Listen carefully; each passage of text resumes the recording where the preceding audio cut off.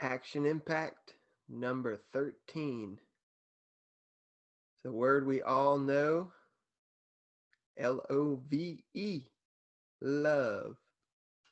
Hmm.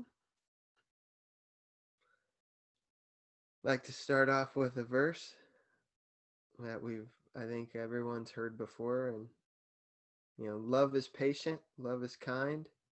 It does not envy, it does not boast. It is not proud, it does not dishonest others. It is not self seeking, and it is not easily angered. It keeps no record of wrongs.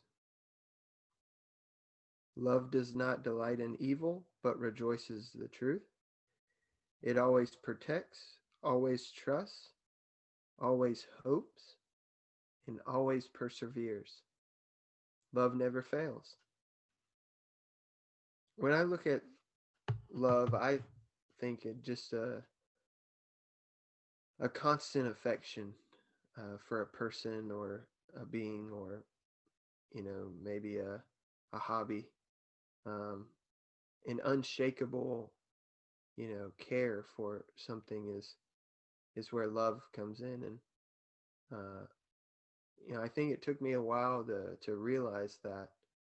I think when I first started using the L word, I was using it more in a lustful way than actually using it for what it's intended, which is an unconditional caring, um, that never ceases to end. Of course, that feeling may change. It may come in different forms, shapes, and sizes, but ultimately, that constant affection for a person is what love is all about. Um, Love makes me want to be a better person,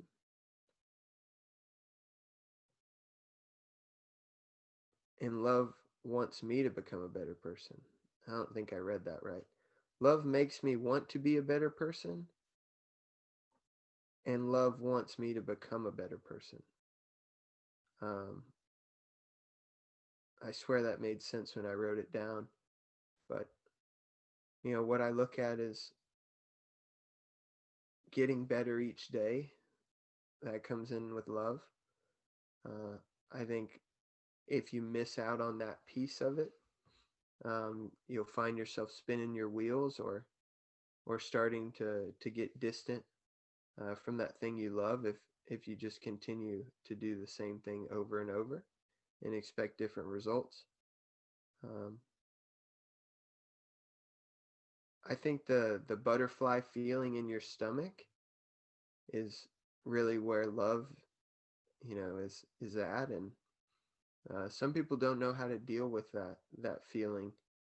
Maybe because of their past, they're almost jaded towards that, and when they get that butterfly feeling in their stomach, it's almost like a, oh no, like, hey, let's get prepared, something's about to go wrong, versus I get the butterfly feeling knowing that, um, hey, something exciting is about to happen. And maybe it's tough right now, and that's ultimately going to lead to diamonds later on. So I encourage you not to get that confused between the feeling of anxiety and anticipation and the feeling of love and almost that giddy feeling of knowing that um,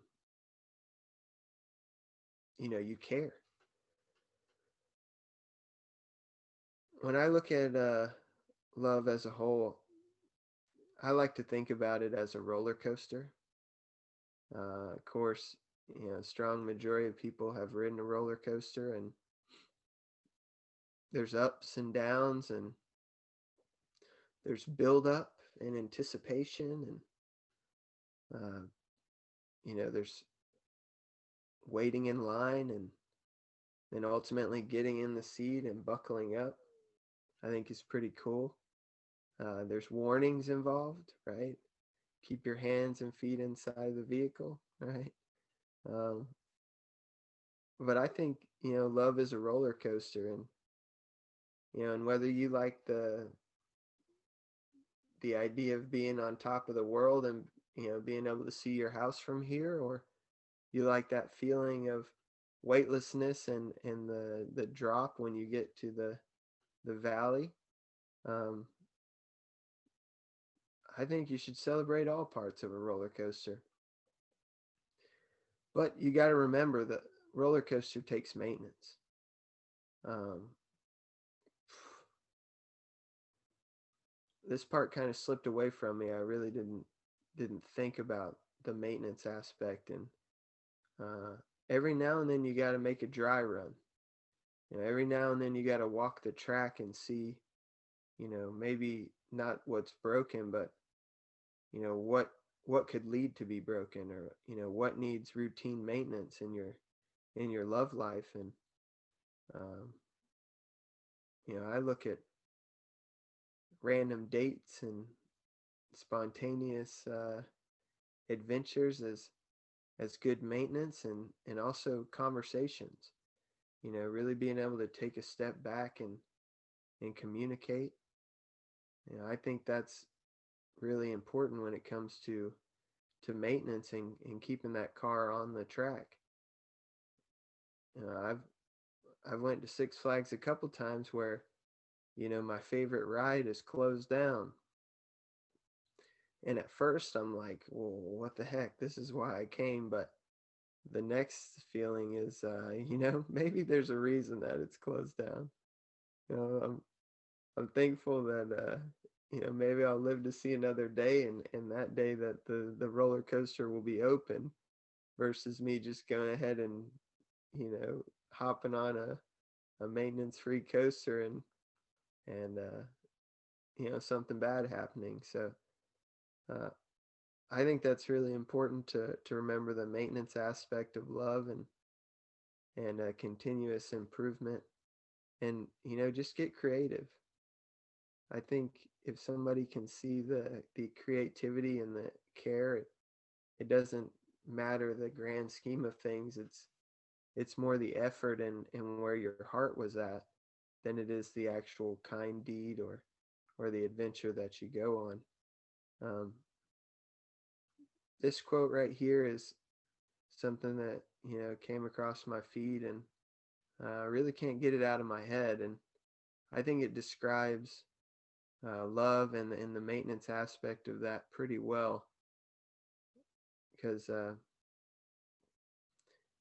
if you can see a future without me and that doesn't break your heart, then we're not doing what I thought we were doing. um, the unconditional love aspect, and really caring for someone, and caring about their future, I think is really what keeps me in tune with that. And uh, sometimes you don't necessarily see eye to eye, and maybe that's what causes a breakup, is when one significant other can see a future, and maybe it's even a better future, without you being there. And that's a hard pill to swallow, but maybe it's for the best. For me, I'll ride that roller coaster all day long. Before I hop on that roller coaster, when I'm standing in line, I'm really putting my ducks in a row, making sure that this is something I want. And um, I think that's why it takes me so long to drop the L word, is because when that thing comes up, I'm in full send, committed, and I encourage you to do the same. But remember, love is a roller coaster, and it really sucks when you get off that ride. But hey, there's a reason for it, and love is patient and love is kind. And I'm at the point now where I just get to love everyone more than myself. And I hope this video helps. Just know heartbreak gets better with each day, and I think I've proved that to myself over the last 13 days, and I'm excited to see what happens in the future. So that concludes Action Impact number 13, and I hope you guys have a happy new year.